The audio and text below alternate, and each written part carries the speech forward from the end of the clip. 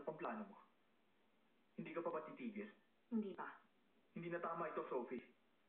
Bakit ka ba nandito? Ang mama ni Owen ang nag-invite sa akin. Kahit kinaladkad ka pa niya rito, ba't pumunta ka pa rin?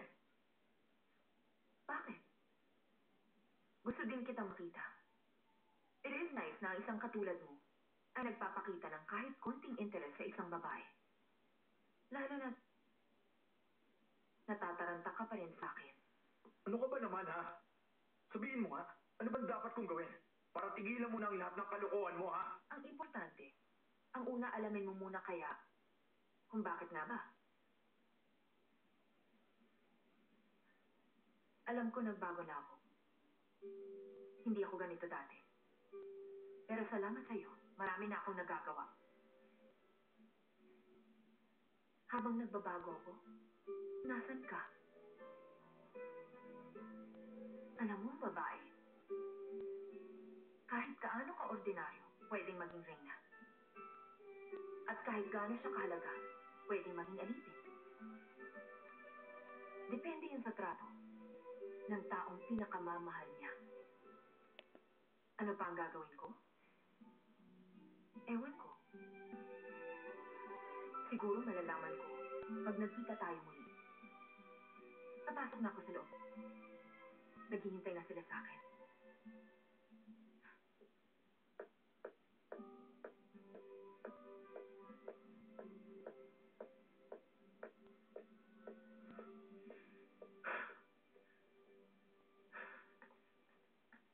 Bakit hindi mo sinabi sa akin? Dapat naman kinausap mo muna ako tungkol doon, Mama. Why would I do that? Para makaiwas ka? Opo. May date na lang ako. Sa ibang babae, pero hindi sa kanya. Mama, ibang lalaki ang gusto niya. Ibang babae rin naman ang gusto mo. Mama! She's beautiful and rich. Tingin mo wala siyang boyfriend? So, okay lang po? Ang ganun manugang, okay lang sa inyo? Well, Owen, mahirap humanap ng tulad niya. Pero dapat nagmamahala din kayo. Ibang klase ka talaga, Mama. Alis na ako. Bye-bye.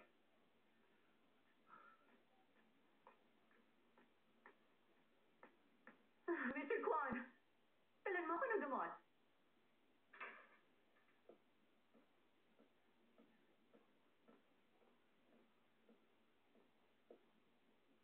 Mag-usap tayo.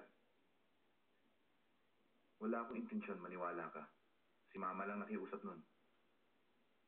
Alam ko nagdududa ka dahil sa mga pinakita ko nung nasa resort tayo. Pero wala talaga yun. Wala lahat yun para sa akin. Oscar. Narinig mo ba ako? Oscar, umalis ka na. Paano ako aalis? Hindi pa tayo nagkakaintindihan. Nakakala mo ba, hindi kita naiintindihan?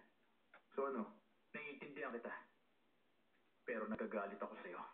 Hindi naman ako ang nagpapunta sa kanya. Hindi naman tungkol sa pagpunta niya. Hindi rin kung sino ang nag-imbita. Hindi naman importante yun eh. Ang ikinagagalit ko, ininsulto mo sa Sophie. Ngayong araw na to, Owen. Ano? First time niya makilala ang mga tao rito. Nakakailangan sitwasyon. Kailangan mo bang gawin pa yon? Ang totoo niyan, magkakilala na sila. Nakita mo ba ang mukha niya? Hindi mo ba pwedeng intindihin at palampasin na lang? Sarili mo lang ang iniisip mo. Ayaw mo kasi nagpapatalo. Kahit makasakit ka pa ng ibang tao. Ganun ka talagang tao. Yun ang karakter mo.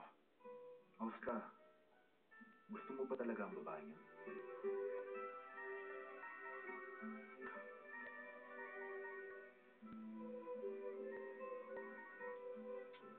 Yes?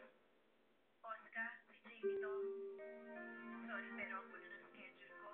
Tanong ko lang kung pwedeng i-move ang training bukas. Meron lang akong importanteng gagawin kasi. Okay lang. Pero, pwede ba tayong makita ngayon, Jamie? Sige. Thank you. Tatawag ako pag malapit na ako. Bakit kayo magkikita?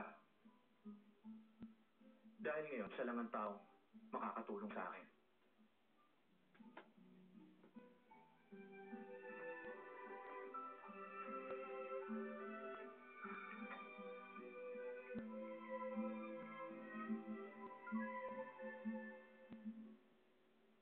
Si Owen ito.